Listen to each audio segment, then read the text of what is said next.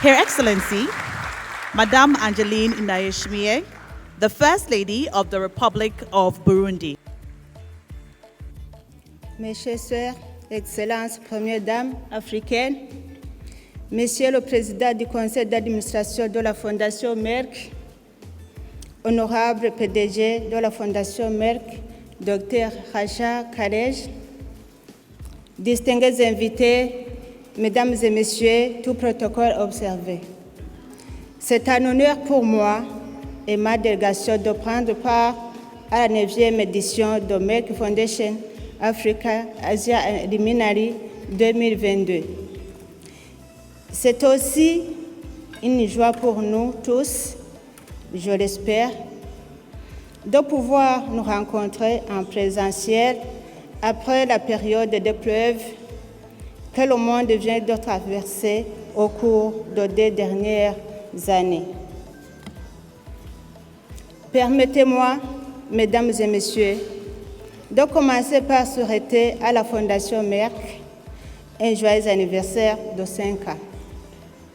Toutes mes félicitations au Dr Racha Kalej, au professeur Frank et à toute l'équipe de la Fondation Merck pour cette importante étape que la Fondation Merck vient de franchir. À cette occasion, je voudrais remercier la Fondation Merck pour le partenariat à long terme avec mon bureau, principalement avec la Fondation Bonne Action Umugiraneza que je dirige au Burundi. À base de ce partenariat, nous avons pu exécuter ensemble d'importants programmes en rapport avec la santé, l'éducation et l'autonomisation des jeunes. Je citerai ici l'appui à la Fondation plusieurs médecins burundais, des spécialistes créés, une formation dispensée dans le cadre de l'amélioration du secteur de la santé au Burundi. Les premiers bénéficiaires de cette formation sont déjà sur terrain et d'autres sont en cours de formation. De notre côté, que ce soit dans le cadre de l'Office de la Première Dame pour le développement au Burundi, au PDD en sigle, ou la Fondation Bonne Action Umugiraneza, nous avons placé la santé, l'éducation, l'autonomisation des femmes et des jeunes parmi les missions les plus prioritaires. En plus de l'éducation et la santé, je poursuis en tant qu'ambassadrice de la Fondation Merck, plus qu'une mère, la lutte pour l'autonomisation de la femme et de la fille burundaise. C'est dans ce cadre que j'ai animé plusieurs ateliers de sensibilisation des jeunes sur le thème de la sagesse, le leadership et la santé de la reproduction.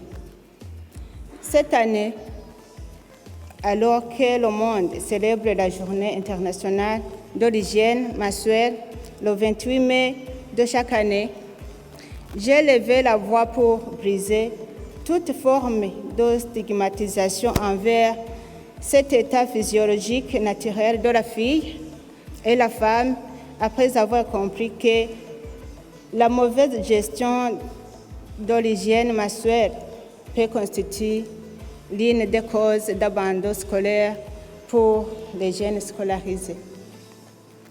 Toujours en tant qu'ambassadrice de la Fondation Merck plus qu'une mère, nous avons initié un projet qui vise l'autonomisation des femmes infertiles. Il s'agit de l'ouverture du centre de fertilité Umugiraneza, le tout premier centre de fertilité au Burundi. Je remercie la Fondation Merck d'avoir appuyé la fondation de nos spécialistes en fertilité en embryologie. Nous continuons à préparer l'équipe des médecins spécialistes locaux. Selon les données de l'OMS, Un couple sur 4 est infertile dans les pays en voie de développement, le Burundi inclus. Cette incidence est relativement élevée par rapport à la place qu'occupe un enfant dans nos communautés africaines. Il est triste de réaliser que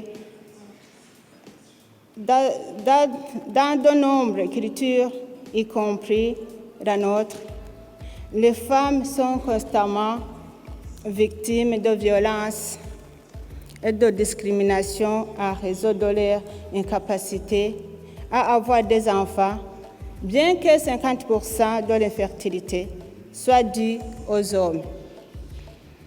Par la création de ce centre, nous espérons apporter une grande contribution dans notre société. Excellence, Première Dame, honorable Dr. Achard, tout protocole observé. Le partenariat avec la Fondation Merck nous a aussi permis de mettre en action notre mission d'autonomisation des jeunes via des programmes importants, celui baptisé Éduquer Linda, ainsi que des concours médias.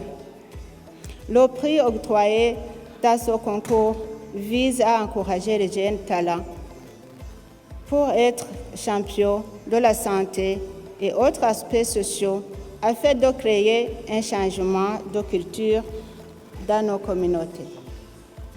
Pour terminer, je voudrais saluer de tout cœur le partenariat à long terme avec Merck Foundation, tout en réitérant mon engagement de continuer à appuyer notre gouvernement dans les secteurs les plus sensibles de la vie nationale, comme l'éducation, la santé et l'autonomisation des jeunes et des femmes. Je vous remercie.